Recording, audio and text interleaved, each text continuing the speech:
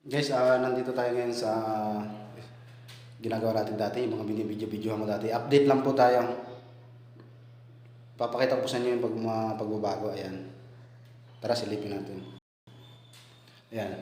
Ayan po, nakabitan ko na siya ng ceiling fan.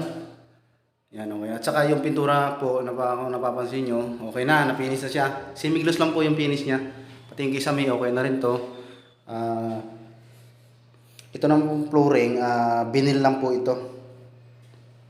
Ayan, ayan, okay na po yung ating isang kwarto. Finish na. Siguro baka siyempre hindi maiwasan madumihan yan, baka retouch na lang.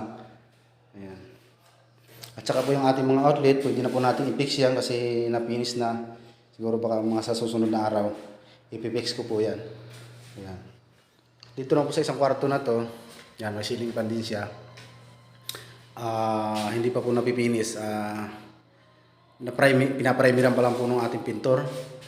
Ayan. At saka pag natapos na rin to, kakabit na rin natin yung mga outlet na yan. Ayan. Kakabit natin yung mga outlet na yan pag ito yung napinis na. Siguro baka sa makalawa matapos na to, kakabit na natin yung mga switch at saka outlet. At dito naman guys sa banyo, wala pa pong tiles. Matatapos pa lang po yung ginagawa ng plumber natin dito. Ito yung mga dati, nung nakarang video ko, wala pa yan. Yan, meron na siyang water line. Ito po yung supply niya, papunta dito sa shower, yung cold. At ito naman po yung sa water heater. Yan, dito naman siya. Yan. Saka ito po yung para sa heater, yung in at saka out.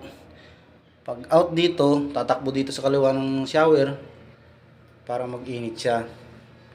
Ayan, tapos ito naman yung sa ano niya, sa sink, sa lababo. Yan, diyan ikakabit lang yan para hot and cold. Yan, hot and cold. Yan. Dito nanggagaling yung supply lagi sa kanan. Ito naman po yung sa drainage niya, yung papunta sa tubig para pababa. Tapos pag natapos na po yung plumber natin dito, papalatadahan na po ito at para matalis na po ng ating tile sitter. Ayan. Ayan guys, oh. Ayan. Bali 3 colors yung ilaw dito guys. Ayan, oh. Ayan. Punta naman tayo sa baba. Ayan, papakita ko lang din sa inyo yung railing. Ayan, okay na, mayroon na siyang gabay. Kagaya nung nakarang sinabi ko. Ayan, pipinturahan pa po yan. Dito naman tayo guys sa baba. Ayan. Kung napapansin nyo guys, mayroon siyang tiles. Ayan. Kasi dumating na yung ating tiles heater. Ayan, na tiles na niya na to.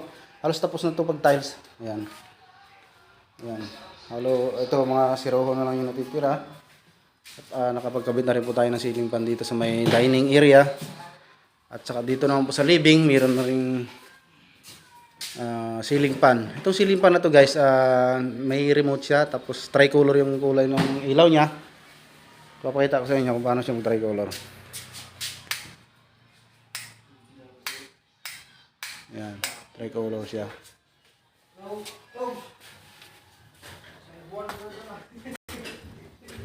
At yun lang ulit guys yung update sa ating trabaho. Maraming salamat po sa walang sawang suporta.